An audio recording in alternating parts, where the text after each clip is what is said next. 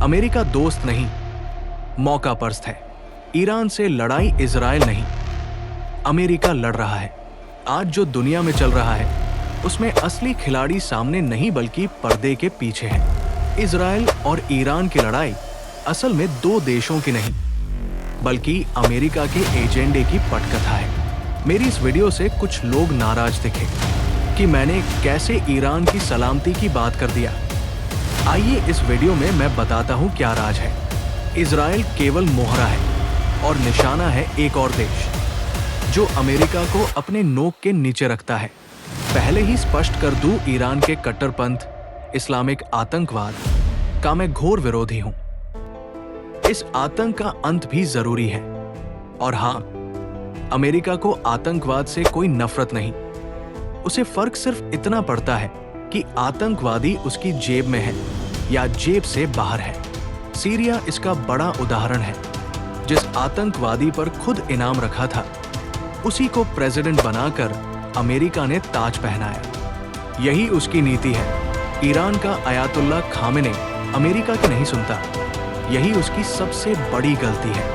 बाकी जिन देशों ने घुटने टेक दिए वो आज या तो अमेरिका के पालतू बन चुके हैं या गुलाम। लेकिन जो इनकार करता है वो अमेरिका का अगला निशाना बन जाता है। भारत के लिए ये सोचने का समय है कि क्या ईरान की तबाही हमारे हित में है या अमेरिका की चालों से बचे रहना ज्यादा जरूरी है। अमेरिका हमें कभी भी ईरान की तरह काट सकता है और इसीलिए हमें हमेशा तैयार रहना चाहिए। ईरान का इस्लामिक रहना भारत के लिए फायदेमंद है क्योंकि अमेरिका के शत्रु जितने ज्यादा होंगे भारत की शक्ति उतनी ही बढ़ेगी। एक कमजोर मगर जिंदा ईरान भारत की रणनीतिक नीति के लिए बेहतर है, बजाय उसके कि वहां अमेरिकी कठपुतली बैठा दी जाए। जैसे बांग्लादेश में अमेरिका ने कंगाल चचा को बैठा दिया है। जब ऑपरेशन सिंदूर में भारत ने पाकिस्तान को धोया तब अधिकतर इस्लामिक देश मीडिया और मंचों पर चुप्पी साधे रहे।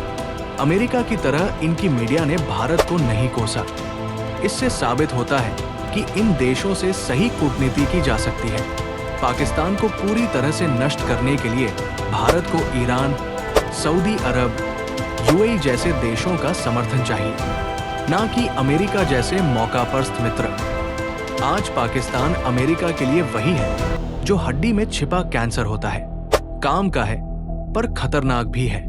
अगर अमेरिका ईरान पर हमला करता है और पाकिस्तान की जमीन का इस्तेमाल करता है तो यही सबसे बड़ा तमाशा होगा। पाकिस्तानी जनता को समझ आएगा कि जिसे वो इस्लाम का रक्षक मानते हैं वही उसका सबसे बड़ा व्यापारी है।